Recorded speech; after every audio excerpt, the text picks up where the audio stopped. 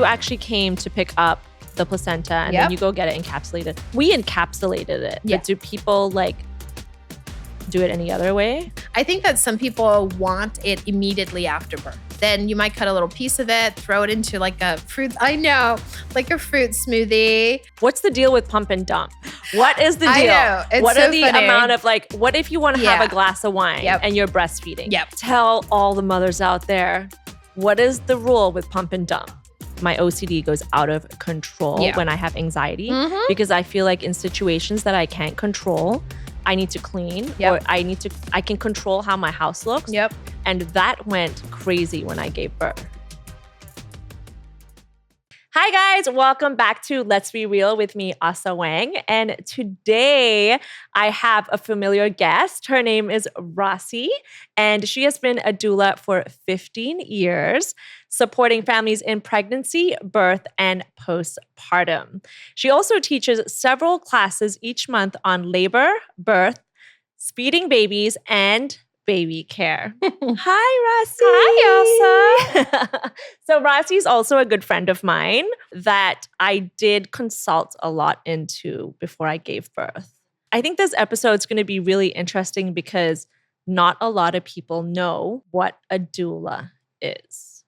So I kind of wanted to start off by maybe first just introducing yourself. Okay. Yeah, and what you do as a doula. I'm a birth and a postpartum doula.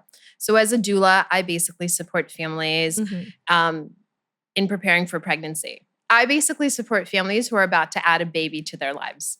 Whatever I know, whatever that family looks like, whether it's a solo parent, whether it's a same-sex couple, where it's just a traditional heterosexual couple, however they add that baby to their lives, that's essentially what I do, is support them through their pregnancies. Most of the times what I do is I'm there when they give birth. So I support families who are adding a new person to their lives.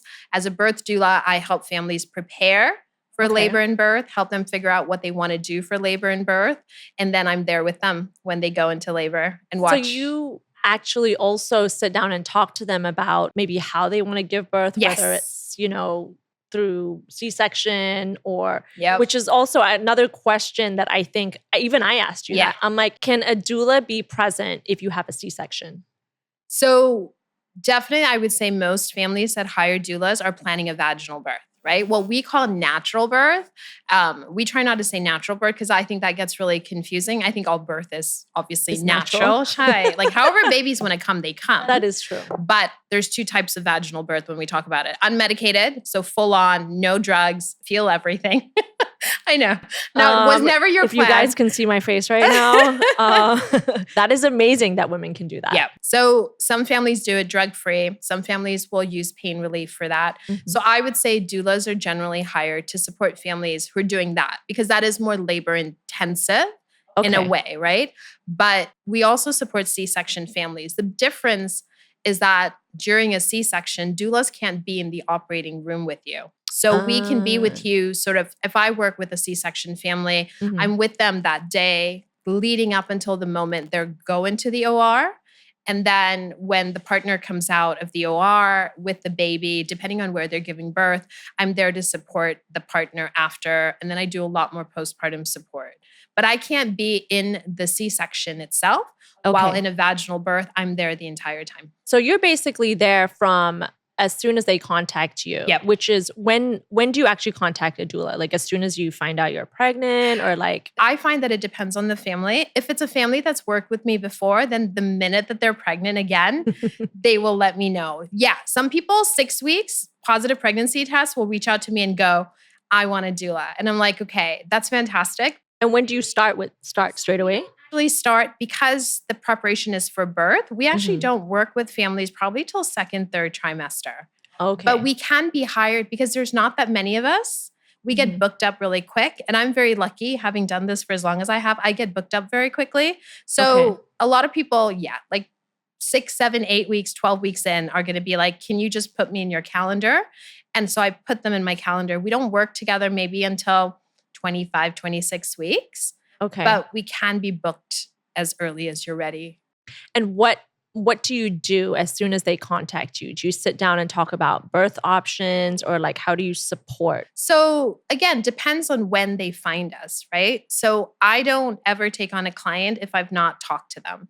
So if someone reaches out to me and says, my friend had you as a doula, I'm really interested in talking more, we always schedule a video chat for a vibe check just to make sure we like each other.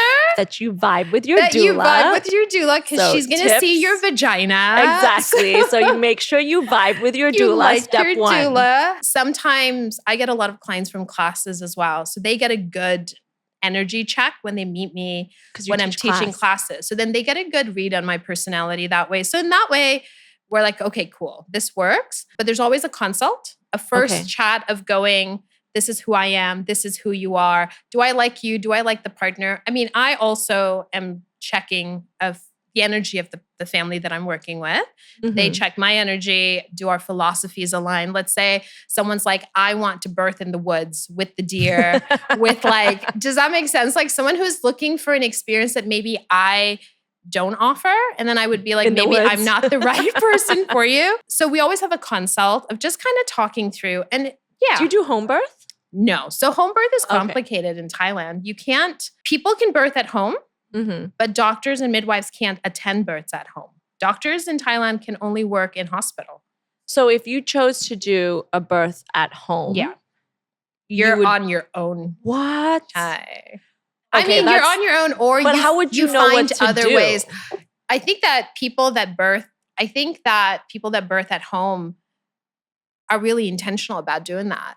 But I can't be there. And essentially people were giving birth in caves and stuff before. And that's kind of what they say, right? Like people have been giving birth at home and in caves and all of that for a million years. Mm-hmm. I wouldn't support a home birth in Thailand because if something were to go wrong, you'd be stuck in traffic. And also you'd be in trouble. Like, it's not a responsible. In other countries where home birth is legal, if you're in the UK, in the States, in Singapore, you can do home birth and you could have a doctor come and attend you. You can't do that in Thailand. All right. So it's not. So do people give birth at home? People give birth wherever they want to. Am I there? I am not. So what would you be there for, like water birth? In hospital, yes. I can be present for any birth in hospital if the hospital lets me be there. I've seen all kinds of births and all kinds of positions, but I only support birth in hospital.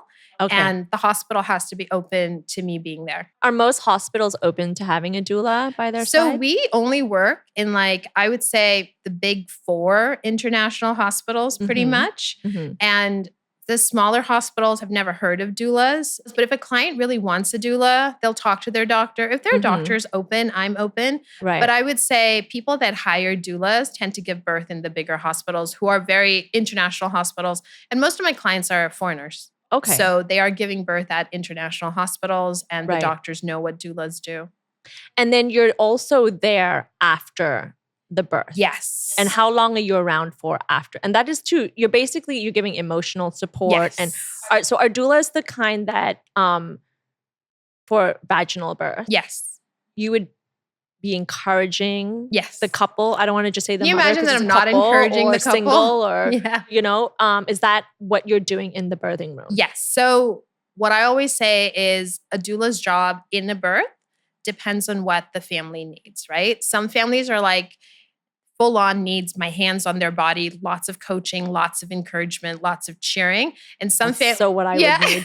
And some families are like, I just sit in the room and read my Kindle and be really quiet. And all they want to know is that I'm there if they need me. And then if the partner freaks out, looks over to me and I'm not freaking out, they're like, okay, this is okay. So I can be as hands-on and as hands-off as the family wants me to be. Have you ever been in a birth where the wife or the partner has essentially leaned on the doula more than their significant other? 100%.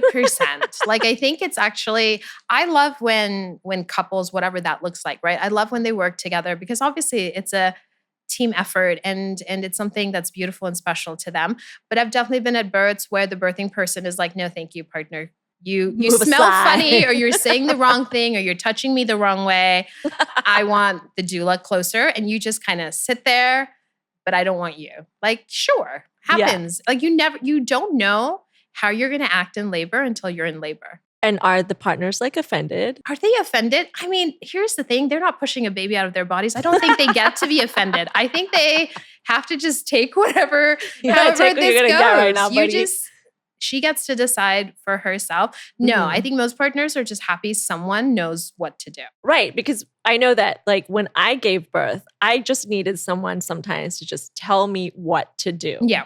You know? And I remember I would always call Rossi, and you were actually Kaya's first guest. Yeah. At the hospital. Aww. And I remember you brought a book as well, which we still read to her at night. And it's just nice to just have someone tell you that, you know, it's okay. It's okay to cry, scream, feel a certain way. And, you know, I am all for doulas, by the way. Yeah. I am like all for them, except I didn't have a vaginal birth. But it's interesting too, because I never knew that having a C-section, you could also use a doula. Absolutely. So you have worked with people that have done C-sections and use a doula. For sure. Like, do they not want to let go of you when they go into the room? I think that a lot of times the families that I work with who are having C-sections, few of them will know they're having a C-section, right? They've decided that's what they want to do, or if they're having twins, or if the baby's in a funny position, they just find the value of having someone, because in a C-section, I'm working with them prenatally to tell them what the C-section is going to be like,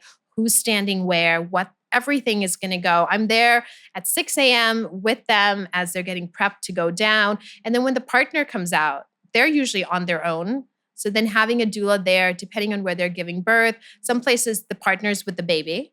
And so having a doula kind of help them figure that out is really nice as well. And then with C-sections, I do a lot more postpartum support because healing, you remember, takes time.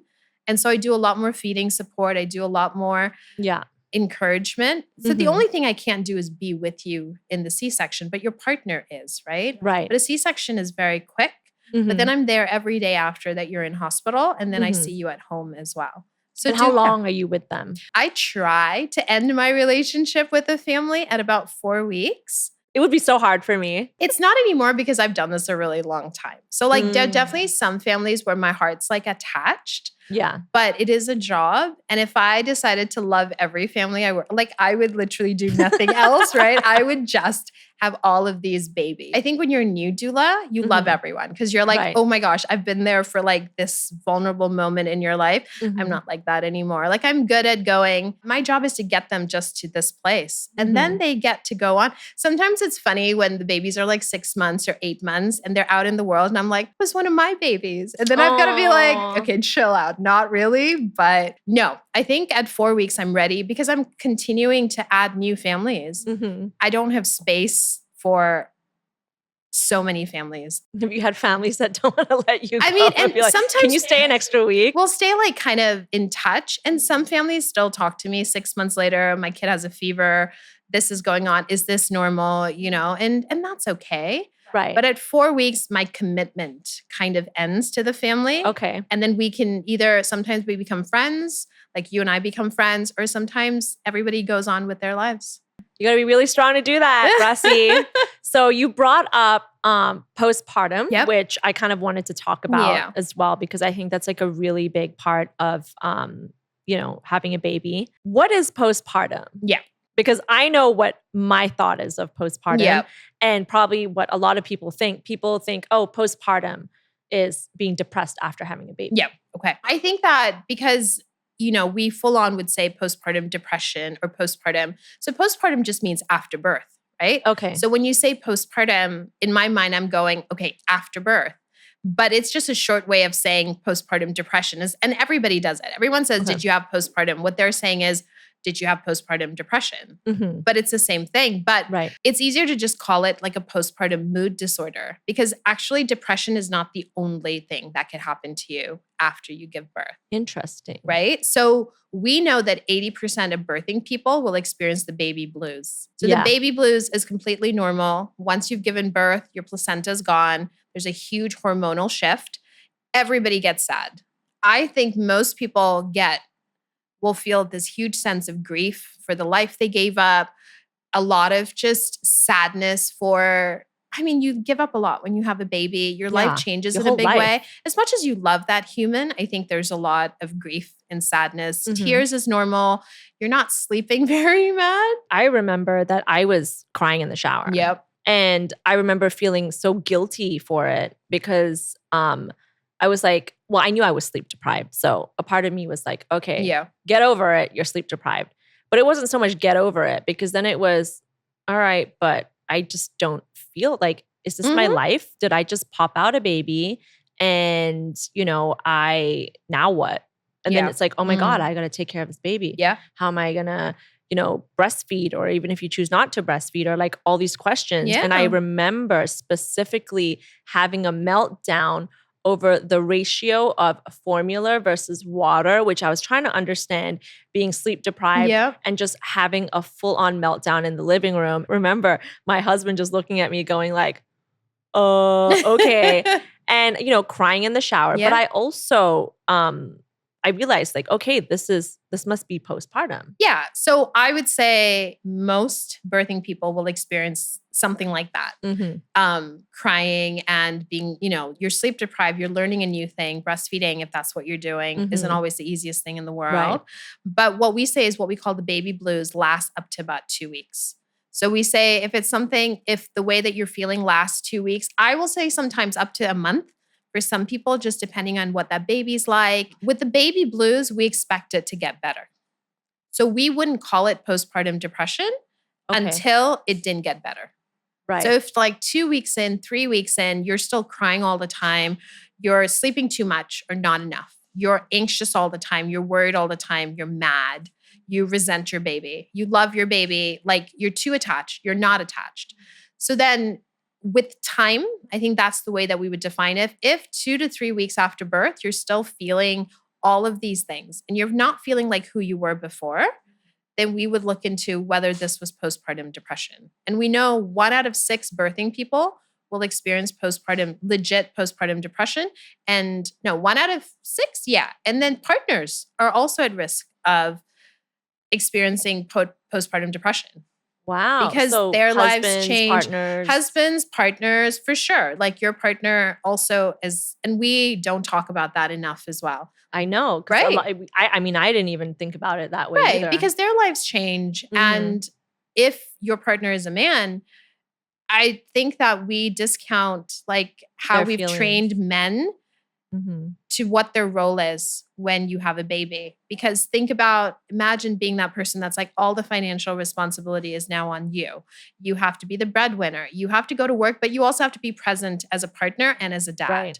Right? And your life is now completely changed. You can't do everything. Some people do. But you can't do. I was gonna say maybe my husband suffered from like postpartum and I had no clue because the guy was doing Harvard. He was pretty much on his computer doing Zoom. Do you remember that? I do remember. He was in school. He was doing his Harvard thing on Zoom literally the same day I was about to go in and do my C-section. And he was like, guys, I gotta go. My wife is giving birth. And they were like, what? What are you doing? And I'm like, wow, he was doing Harvard. He was having a baby. And I remember we were moving also in between all of this. And I actually never really asked him, like, babe, do you have like postpartum or do you feel depressed?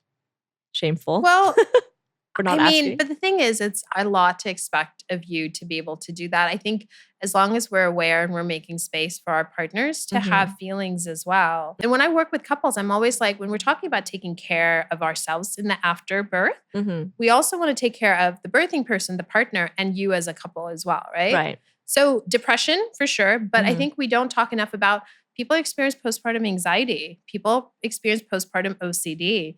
People experience postpartum psychosis. So it's beyond depression. There's a lot of other, and that's why it falls under the umbrella of like a mood disorder, right? It can be other things. It might not look as sadness as what we associate with depression. It might be full-on anxiety. You cannot sleep. You're worried about your kid all the time. Things have to be a very specific way, especially if you have clinical anxiety or clinical depression before, you are more at risk. Well, I definitely have OCD. My OCD goes out of control when I have anxiety because I feel like in situations that I can't control, I need to clean or I can control how my house looks. or how, or I'll rearrange my schedule or do something crazy. Sure. And I just torpedo into cleaning. And then I realize, oh my God, it's because I'm feeling anxious. And that went crazy when I gave birth. Because the ratio of like the formula and the water, like I needed control of knowing how that was gonna, like I need to know. You need to know. Because there's not a lot you can control with a baby. Babies do whatever the heck they want to do. But how do we make this clear with like, okay, because like, for instance, myself, I have a 4-year-old daughter, Kaya. Yeah. And I still sometimes get anxiety. And I still sometimes have moments of like, I feel a little bit depressed because I'm like, oh, my life was this. Yeah. And now it's this. Yeah. And not being ungrateful because I know that generally I'm pretty lucky. Yeah. But, I can't help but to compare. And we spoke about this in another episode of the podcast as well, where it's like sometimes as moms, you feel like, oh, that life I had of doing this or whatever. But I mean, that wouldn't be considered postpartum then, that went on for like 4 years? I think that's considered being human. Okay. I think that whether you added a person to your life, you will never know the path that you gave up, right? Like there is always a world that we give up when we make every decision. When you got married, when you moved, the jobs that you choose. I think adding a child is same, is you give up a life, but you decided, just as I decided, that it was going to be worth it. But we don't stop being humans because we become mothers. Like we're grateful for our children and their health and all that, but we're also still just humans who have things we want. I have a 13-year-old. She's pretty independent, but I miss the days when I was the center of my world. I mean, teenage years is like a whole I know, but like when oh Kaya was in the center of your world, where you could prioritize you could do whatever you wanted to do. Yeah. Go wherever you wanted to go without having to line up childcare, without having to worry about this kid you leave behind. If you wanted to fly down to the island, you could just do that. We can't do that anymore. Not saying that we would do that all the time. Right. But we have given up something to be mothers. And I think the payoff is worth it. But the moments of grief, I still have them. I have moments of, I'm so tired. Like I'm so tired. And all I want is to go home and take care of myself and not have to take care of any other person. But I still have a kid that needs to be fed. And you're like, oh. Damn it. I so can't think about human. myself. I'm not saying that's depression. I think that's just being very human. So for postpartum, at what point do you think that it starts to get a little bit more dangerous and that you need to get help? I think it's dangerous all the time. I mean, I guess when you're saying danger, when we talk about danger with postpartum depression, we're talking about if you hurt yourself or hurt your baby, right? Yeah. That's kind of the extent that we're taking it to. But I think just depression in general it's a health condition. And I think we talked about this last time as well, is just because we put postpartum in front of it doesn't mean that it's make-believe. There's something happening, chemically happening, hormonally happening in our bodies. Yeah, I was going to ask. It's a chemical. It's a chemical thing. It's hormonal. It's life changes. It requires medical care. It's not something that we can live, laugh, love out of. It's not something that we can, an Instagram story, or does that make, we're not going to talk ourselves out of it. We're not going to be able to meditate out of it, self-care out of it, take a bubble bath out of it. We are going to need to find professional help. And that means going to a therapist and or going to see a psychiatrist for medication, because that is what we do when we're sick. Right. So when does it get dangerous? I think everyone decides for themselves, but of course, that's not how you want to live life. Yeah. So the moment that you feel like you are not anywhere, you're not better, whatever that means for you, it's time to find help. Let's also talk about how a lot of women as well feel ashamed to have postpartum. Myself included, by the way. I was very ashamed crying in the shower. Sure. And I felt like I've had everything that I wanted in my life. I wanted to have a great husband. I wanted to have a baby. I got a baby. Everything's, great and dandy. Why am I in the shower crying? And I felt ashamed. Yeah. Feeling that. And I just remember I called one friend and I was like, I'm going to sound like a real asshole right now, but like I feel depressed. Yeah. And I can't tell you why. And I realized that after I spoke to my friend, she was also like, well, I was also feeling like this. Yeah. So, what kind of advice do you think, women need when it comes to like Oh man. Not feeling ashamed Yeah, about this. I think that women are wired to feel ashamed. I think we have somehow gotten into our heads that we need to be super people. We need to run our home and be a partner and work if that's what we're doing and be excellent parents. And I don't know, like it's crazy. I think we put a lot of pressure on ourselves. Yeah. To be a certain way. And I think what you said is beautiful. I wanted this and I got it. So why am I sitting here and, let's think about this for a second. How are women ashamed? Yes. Why are we ashamed? Because we got what we wanted. And it feels like we're sitting here and throwing a tantrum because we got what we wanted. And we feel like we need to have everything a certain way and it needs to be. And it has to, and I wonder where that comes, obviously I think social media messes with us. Oh my God, 100%. So much.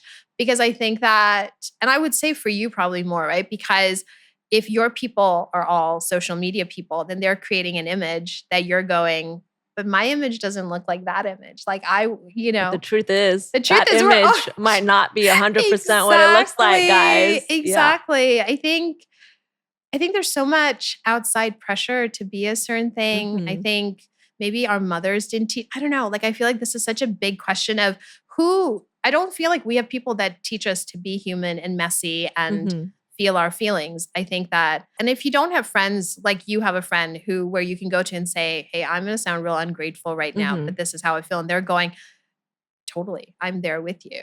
Well, I also wanted to hang out with moms that just gave birth too. And I mean, some of these moms are still my friends. Yep. Some of them, we're still friends, but we don't talk as much anymore. But I made it also a point to hang out with people that had kids around the same time, even if we had not much in common, but just to also just sit around and just to see what everyone else was feeling. So I wasn't alone with my own thoughts, which we'll dig into later because I know that you have a support group for things like that. But I also, since you brought up breastfeeding, wanted to talk a bit about breastfeeding because that's like such a huge thing in, having a baby. And I know there's so much controversy around, the pressures of you must, breastfeed your baby for this X amount of time because they will be healthier and their immune system will be like this. And no, you should not be formula feeding and blah, blah, blah, blah, blah. I felt that pressure when I gave birth. Yeah. I got sucked into that and went down that rabbit hole, which I told myself that I was not going to do. I was like, whatever. At first I told John, I'm like, I'm going to be honest. At first I didn't want to breastfeed. Okay. I feel like everyone has different thoughts and I might get 500 comments after saying this and people might not be happy, but I did not want to breastfeed. Okay. And John was like, well, can you at least try? And I was like, all right, you know what? Let's meet in the middle. I'm going to try. Okay. And I committed to 2 months of breastfeeding. I'm not going to lie, guys. It wasn't my thing. If I did have a lot of milk, I think I would have found it a lot easier. Yeah. I dried out, but I was still like, and then I started to feel that pressure of like, no, I need to breastfeed. So I would sit with my pump for like, I kid you not, 45 minutes. Yep. Only to get just maybe half a bottle. And I mean, I would be pumping till my nipples looked like ropes, like it was like just pump, pump, pump, pump, pump. Yeah. Until like my nipples were so sore. And I was like, all right, you know what? I'm not going to fight this anymore. And I was like, she's going to do half breast milk and half formula. And then I turned around to my night nurse and said, give me a glass of wine because I'm over it. I love that. And then, I was like, all right, I'm done. Yeah. Like, give me that glass of wine. But I did feel the pressure. Yeah. What is your advice on this? Because I know a lot of women struggle with. There's no right or wrong. Like the truth is a fed baby. What we want is for everyone to be okay. I will always say that I want everyone to be okay. Would I love for everyone to try breastfeeding? 100%. Because the science tells us that that's preferable if we can make that work, right? But formula is made to feed your baby and help your baby thrive.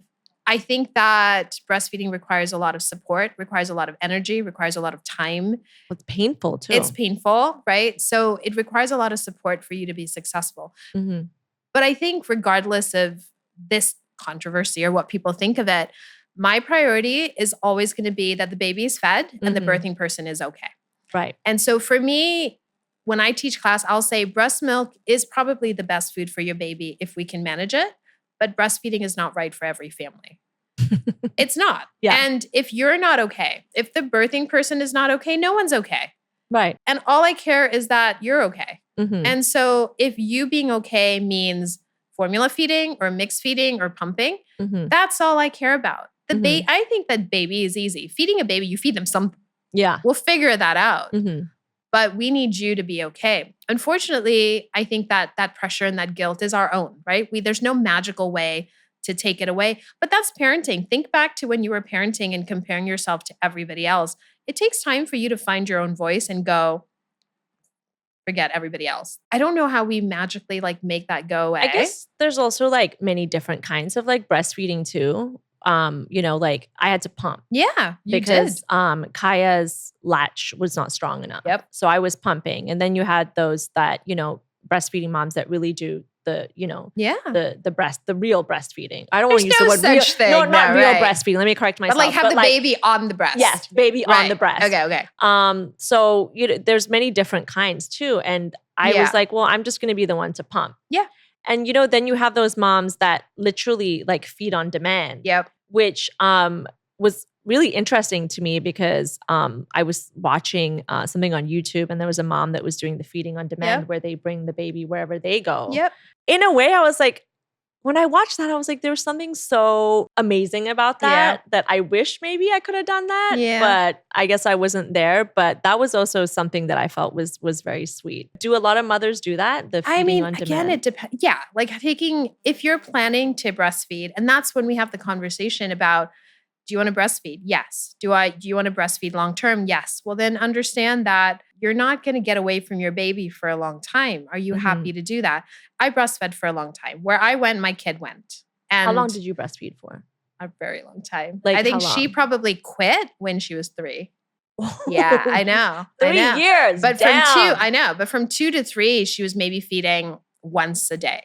So Okay. but 3 was when it all like properly ended. But Lexi was breastfed for a long time. And I always say I'm a lazy parent. So if I don't have to. I feel like I'm a lazy parent. Well, no, because I'm like, I don't really want to have to train her out of anything. I just want her to decide when she's ready. I don't want to Right. I don't sleep train. Right. I wore her everywhere. So I did the thing that was easiest For you. for me, Yeah. right? Like sleep, but I got no sleep. And I had this child that was like my koala and hung out with me all the time. It's really interesting. When I look back on the time that I had, I know that I did the right thing for my family. I know that that's what felt right. I loved that. But I had 0 time away from my kid. There was no freedom. I couldn't do anything without her. So then I think your way makes more, I wish I'd pumped more. I wish I'd maybe mixed fed. Like when I look back at my postpartum, right? You can only make the best decisions you can in that moment. And that was what I wanted to do. I have a question about breastfeeding, which I feel like is like rocket science, which mothers like me, and I'm sure a lot of my friends would want to know is, what's the deal with pump and dump? What is the deal? I know. It's what so are the funny. amount of like, what if you want to have a glass of wine and you're breastfeeding? Yep. Roski, Yes. tell all the mothers out there, what is the rule with pump and With dump? pump and dump. Let's settle this for once. You can and for have all. 1 serving of alcohol. Like you can have 1 Any glass kind of of wine. alcohol? I don't care. Like a shot of tequila, as close to feeding as possible. Oh, so as like, close to so feeding. if you have a baby in arm and a shot in your hand, that's awesome. But you want to try and have that out of your, love that. right? And then take a picture of it and put it on social media. How did and you get, I did not know this when I gave birth. Yeah. Like You can have I a glass of literally champagne. went 2 months without drinking anything. And then I was like, fuck the breastfeeding. I'm going to have my glass of wine. And I gave my pump in. I didn't know that I could literally. Yes. So let's say if I'm pumping, while I'm pumping, I could have a glass of wine. Yes. Or you pump and then you have your glass of wine. And because 1 serving we expect is gone out of your body after 2 to 3 hours. Okay. And so then you don't need to pump and dump anything. They should be fine to eat the next time. But that's 1 serving, right? Like if you're going to go out and party, then you're going to need to feed your baby something else. If you pump while you're drunk, that baby can't have that. So yes, you will either dump it or you just won't pump. And you can buy little strips to check the alcohol content in your milk. I heard that. Yeah. 1 drink you can have without pumping and dumping. Okay, wait. So one drink As while you're close pumping to- or breastfeeding or would as probably like be right best. after, so that you have a couple of hours Okay. for like if you're buzzed, your milk is probably buzzed.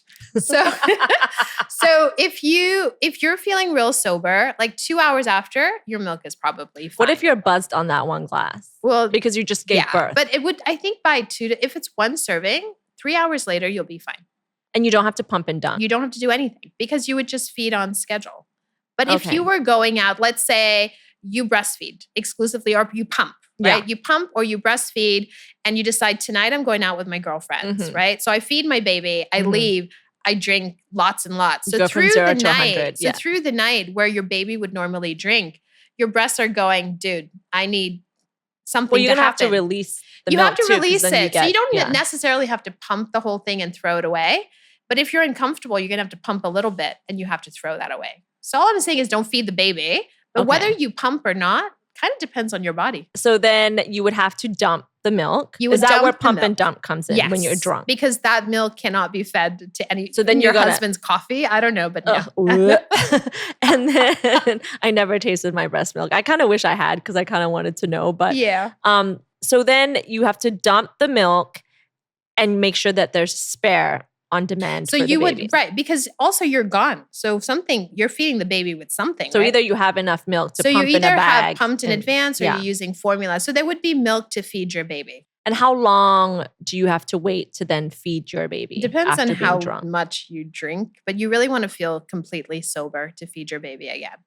So if you're hungover, Hungover too, is don't feed your okay, baby. but like drunk is, I think. okay, so hungover Yeah. is still relatively okay. Yeah. So maybe you'd go go 12 hours. I need details, you know, I know. for I my know. friends. Because it's like rocket science. Because we're always like, what do you do? Yeah. Pump and dump. And like, I had no clue. I think you just test if you're really worried. But I would say once you feel sober, Where do you You're get those fine. tests from? Just from like Lazada. online and stuff? I'm sure. Are they accurate? Maybe we'll have to try it Well, we learned something very new. There you The go. pump That and you dump. can have we just one cleared drink that up here. when you're breastfeeding. Yeah. Without pumping and dumping. And we deserve it. oh we my goodness. totally deserve it. Absolutely. All right. After birth care. Okay. Let's talk about that. Okay. What are your tips on afterbirth care? I know what I did, and that got a lot of questions and hits. Okay. And Rossi was also involved in that process. In a very layman term, I ate my placenta, You did. but we encapsulated it. It Mhm. was vegan encapsulated. Yep. And my placenta was split, right? You split it because you donated it to yourself. You always joke, right? Because Oh, yeah. you had Well, I kept the stem cells. the stem cell Yeah, people yeah. took some of your placenta. Yeah. So which also is something that Rossi does. Do all doulas do that? Or is Placenta that something that you do? encapsulation, no. No. So No. that's something that Rossi does out of the 500 things that she's able to do for us is to encapsulate your placenta. Yep. How much did I get? Like a month or a few weeks? I would say a supply? couple of months, maybe. I Okay. think you had a good amount. And I got them back within like 24 or 48 hours. I Like can't we say remember. 48 to 72 hours from Okay. when I'm able to put them in the dehydrator. Yeah, just So depending. let's talk about that because I know people are quite Okay. interested about that. You actually came to pick up the placenta and then Yep. you go get it encapsulated. What is it good for? So the science isn't super, like there's not a ton of scientific information because no one's really like testing placentas. Mm-hmm. But I think what's anecdotal and what people kind of believe is your placenta has all the hormones from pregnancy. Mm-hmm. So when you give birth, we take all those hormones away in one Mhm. fell swoop. So encapsulating your placenta, and what that means is I take your placenta, I clean it out, I cut it up, I Okay. put it in a dehydrator. I know. Try not to vomit in my mouth here, but I put it in a dehydrator, dry it out. you do this. I do all of it myself. Yeah, I do it myself. And then crush it up and we put it into pills. And obviously for you, it doesn't taste like anything. It's just like a multivitamin. I'm just swallowing a pill. Right. Yeah. So the belief is that if you take your placenta pills after birth, you're kind of easing that postpartum recovery journey, right? Like the hormonal shift is a little bit slower. We say that it helps with your milk supply, maintains your iron levels, regulates your moods. So just in general, gives you more energy and a nicer postpartum experience is kind of the belief for everyone that does that. I felt like it definitely helped me a little bit. I mean, I definitely you still feel the emotions. Of It's not like course. it numbs everything, but I did feel that my energy was a little bit more, and I just felt Yeah. a little bit more awake through like being sleep deprived. Yeah. I mean, I did have my moments, but I definitely felt like a bit of boost of energy Yeah. doing that. We encapsulated it, Yeah. but do people like do it any other way? Are there other ways in I consuming think placenta? that some people might have it raw. Like some people, I know. Some Like people, what? Like okay, they put into a I'm lost for smoothie. words. That's probably the most. Oh my I know. God! And what But do I they think mix that- it with? I think that some people want it immediately after birth. So like if you want it as soon as you give birth and you want a little bit of it to help with bleeding, then you might cut a little piece of it, throw it into like a fruit. I know, like a fruit smoothie. And then just do that. I know. I don't have any clients that have done My that. team is like gagging I right know. now. Like everyone behind the camera is like I know. gagging. I know. Like I have like cut pieces and frozen it for clients to sort themselves out. I don't make a placenta smoothie. I don't really know how I would go around doing that. But yeah, people eat it raw. Wow. If they're gonna eat it, it's raw or it's encapsulated. Is there a better way in doing it? Like is encapsulated stronger than, or is eating it I don't stronger think there's than? a way to tell. I think it's more that if you want it immediately, the only way that you can have it immediately is that you Bring a blender to the hospital and or blend you up cook your it, saute placenta, it right away. guys. But like the only way to have it immediately would be to have it raw. I just don't know Which what the means you hospital got to bring a would. blender to the hospital and I make mean, yourself a placenta Yeah, it's not going to be smoothie. me. That's for That's sure. not me. That is No. not me. No, it wouldn't be me either. Okay. What other tips are there for afterbirth care? Goodness gracious, we could do that like forever, right? What are like some of like maybe the most important? Yeah, ones? I think one of the things that you and I talk about a lot is support, Mhm. right? If we're taking away from the physical recovery of birth, if you have a C-section, you've got pain, you've got, wound management, all of those practical things. If you have a vaginal birth, you're uncomfortable, you need to take things slowly, you want to stay on top of your pain management. But ultimately, for a good or a decent postpartum experience, you're looking at the people that you're like what your support looks like. Right. And that's always going to be, you and I had a long conversation about this as well, is so much energy we put into the birth of this baby, the pregnancy, but the afterwards is when things get really hard. What does that look like for you, right? Is your partner home? Do you have a nanny? Do you have a cleaner? What does food look like? Who's taking care of what? Yeah. So I think that's where the emotional sort of physical recovery comes from as well. And that's what I really think that we don't talk about enough, is that it's when you get that baby home that things get really Life hard. starts. Yeah. And who's doing all this? Like, who's keeping your house clean? Who's making sure you're eating 3 meals a day? Who's making sure everyone's getting enough sleep? What does all of that look like? Speaking of food, what kind of food do you think is good for after? I think we're living in Thailand, so like I think sushi. Sushi, die, because you haven't had it. You haven't had sushi when you were pregnant, Well, right? some people have sushi when Also, they're it's pregnant. protein. They do, right? They do. I I didn't, think though. that's a personal kind of choice, pretty much. Like, I'm not the kind of person, and this is maybe why, like, the people that hire me are very like practical people. Just I eat think whatever. you take care of your body. Well, don't eat cake every single day, but then you wouldn't do that in normal life. I mean, if you really need to, Right. but you are eating as healthily as you can. You are eating loads and loads of protein, lots of greens, eating some happy foods, but we're not eating so differently afterwards. But I think you have to be more mindful that you are recovering, and your breast milk and your C-section scar and your bleeding requires more protein, requires more iron. Yeah. You really need to do more of that. I think in Thai culture, there's certain foods that like they eat postpartum to help boost milk supply and all of that Well, yeah, stuff. because in Thailand they do something called what's it called? Yufai. Yeah. Which is for people that are not Thai. Yufai is, I think, is it a few weeks or a month? No, it's like 5 days or 7 days. Yeah, 5 days of sitting on herbs. Yeah, in someone a tent comes to your and steaming house. out. I mean, I sat in that tent for 45 minutes on top of like a steam thing with my legs open. And I mean, it was pretty hard. And then they do some kind of scrub on your stomach. Yeah. And then they wrap your stomach. And then do compresses. Compress it. I loved it personally. although I did struggle with the steaming part, I couldn't do the whole 45 minutes. I also did something super Chinese, maybe because I'm like half Chinese. I just felt like I'm going to stick to my roots a bit. And I did a lot of confinement food. Yep. So I had a Chinese lady boil soups and stuff for me. Yeah. And I think because it was like, I needed a lot more iron and stuff, that really worked for me. But then again, not everybody can afford that or have those options. Or are interested in doing that, right? Right. I don't think that but there's just any... eat healthy or just... I think eat healthy. I think that if you want to do that stuff, like you want to have someone come in and do like traditional... A lot of my...